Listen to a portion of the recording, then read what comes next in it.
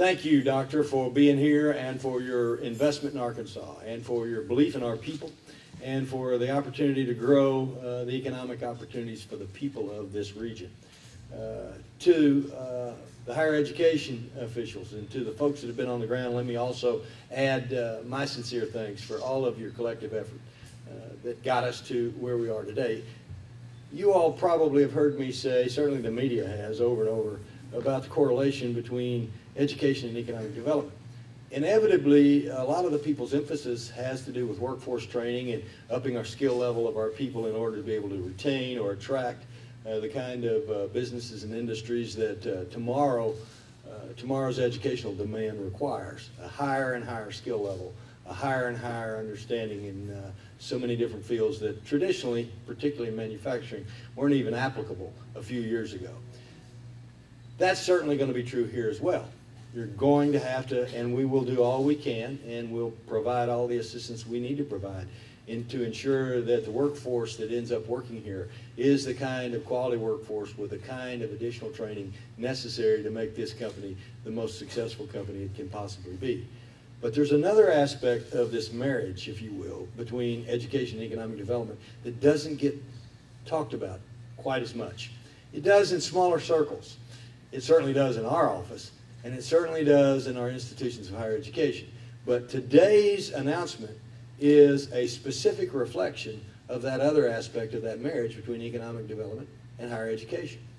What has gone on at the University of Arkansas, the research that has occurred, the collaboration between the educators, the scientists, the research individuals who work day and night without you ever knowing about it to try to improve existing products and create new ones, is a major component of the reason that we're here today.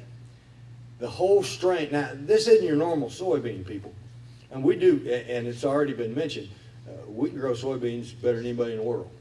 Arkansas knows how to grow soybeans. But the soybeans we've traditionally been growing across the state, particularly in eastern Arkansas, is a little bit different variety and has a different usage than the soybean that's going to be used in the Edamame.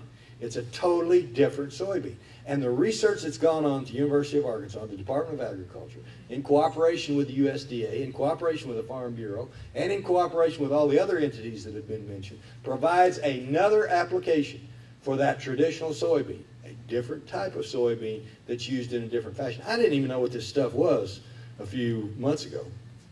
Well, maybe a little longer than that. My wife's hooked on it. I mean, Ginger is hooked on this stuff, and apparently a whole lot of Americans are getting hooked on it as well. And it is really a growing industry that has the opportunity to be able to take its place in our food chain and for our consumers, not just around this country, but indeed around the globe. And Dr. Chung was mentioning the fact that things have changed in China, and we're seeing that more and more. And with transportation costs, with increased labor costs in China, and they have a very aggressive program in China to up the wages that are paid in China. America has become a more competitive place, even with our higher wages, even with the wages that we have that will be still much higher when you factor in the transportation costs and all the other logistics. We now have a competitive opportunity. And Dr. Chung saw that, and his vision was able to actually relate that. And he chose this part of America, not just this part of Arkansas. He chose this part of America because of that relationship between higher education, because of the research that's been going on, because of the understanding and the commitment of all of our people. I can't say enough about our AEDC people and our ADFA people. I mean, they work tirelessly, and they're better than a Major League All-Star baseball player. They don't bat 1,000%. We lose. We lose to other states. We lose sometimes. But they're batting so much better than that 333 or 340 that a Major League Baseball player would get inducted in the Hall of Fame for. They ought to be in the Hall of Fame, too, because they win a whole lot more than they lose. And part of it's because of you. It's you. The ultimate secret strength of this state is its people. We couldn't do this without the U of A. We couldn't do this without the city leaders and the civic leaders. We couldn't do this without our state agencies. We couldn't do it without the entrepreneurial spirit that exists. But ultimately, we could not do it if we didn't have the populace with the work ethic and the values exhibited by the people of Arkansas. So in the final analysis, when you start congratulating all these folks, and they need to be congratulated, when we start throwing accolades around, and they need to be thrown around, you do not need to forget that all of the folks in this room and countless others like you across our state are the reason for our success. I bet you every governor in America feels that way about his people, but they're wrong.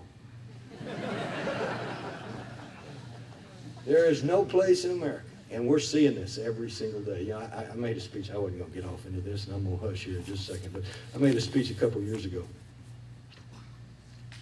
to Boys State. It was the first time I ever used this line. And I said, your parents, maybe some of you all, youngsters, have been guilty of it, but your parents have been guilty of it. I've been guilty of it. For too long, there was an attitude among our people a lot of times about thank God for Mississippi. Anybody here ever said that? Huh? Well, don't say it anymore. It's not even applicable anymore. We are now ranked 5th in America in public education. Number 5.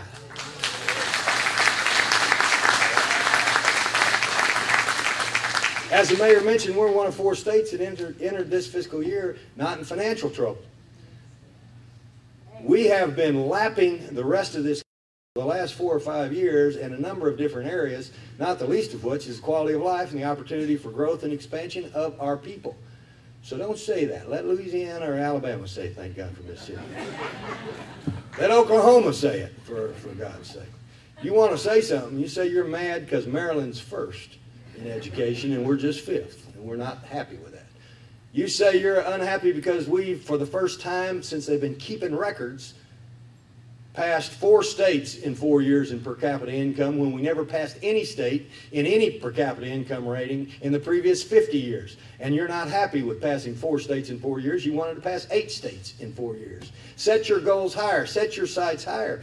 You people are the reason Arkansas is where she is today and where she's going tomorrow. This is another example of it. It's cooperation, it's collaboration, it's hard work, it's Arkansas values, and it's education and economic development. God bless you, Mulberry.